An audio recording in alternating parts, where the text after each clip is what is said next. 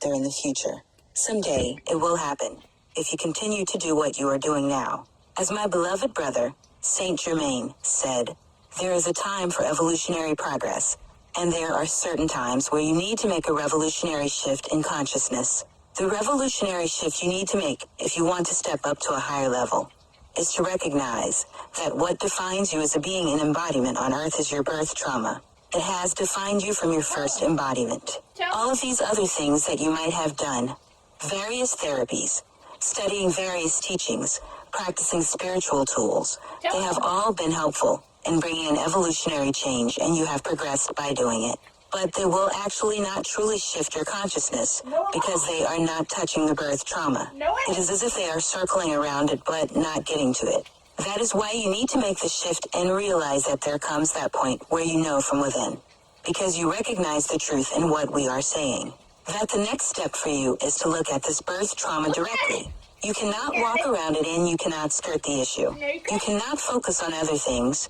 You cannot think it just happens one day, that if you keep doing invocations and studying the teachings, poof, it is going to happen. It is not going to happen.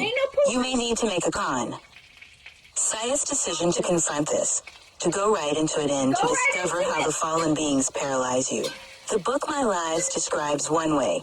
Naturally, the fallen beings have various ways of doing this. Some of you have been given your birth trauma by being lured by your good intentions, by being lied to, and then by being betrayed. There are other scenarios that come into play. Until you discover that birth trauma, you cannot actually manifest and accept your Christhood. You cannot accept yourself as the Christ on earth. Why is that? Because, my beloved, what was it in essence that the fallen beings did when they exposed you to the birth trauma? Well, they created a division in your being, in your four lower bodies. The core of this division is not actually fear, even though you might think it is. The core of the division is doubt. The most insidious enemy on the spiritual path is actually doubt. Overcoming your core doubt, you come here as an avatar with the best of intentions, and then the fallen beings expose you to this trauma, and suddenly you begin to doubt. Should I have come here? Do I have a right to come here? Am I welcome here? Can I ever be myself and express myself on this planet? Should I change myself into somebody else so that people can accept me? All of these various doubts, an almost infinite variety of doubts. You see this in yourselves in many cases, where you can be very quick to doubt yourself. There is a good side of this in the sense that you are open-minded, and you are open to seeing things in yourself and changing yourself. This is a positive. It is what has helped you grow on the path. You must recognize that there is also a potential danger with this, because you see some people on Earth who are completely closed-minded. They are absolutely convinced that they are right, and they seemingly, at least on a surface level, have no doubt about being right. Of course, at a very deep level, all people have various doubts, but many people have managed to put on a facade, a persona, where they project that they are right and they know they are right and they seemingly have none of the doubts. Some of you know people like this, and some of you have sat there and wondered, how can they be so sure about themselves? Why am I doubting myself so much? Many of you will recognize that you have this tendency, especially when you are confronted with these very dominant, very strong personalities, as they call it, to doubt yourself. Or maybe they are right.